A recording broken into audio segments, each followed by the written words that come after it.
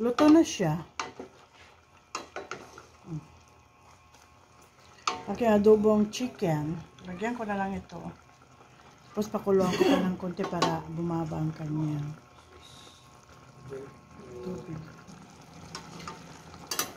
Oh, ayan guys. Luto ng aking adobong manok.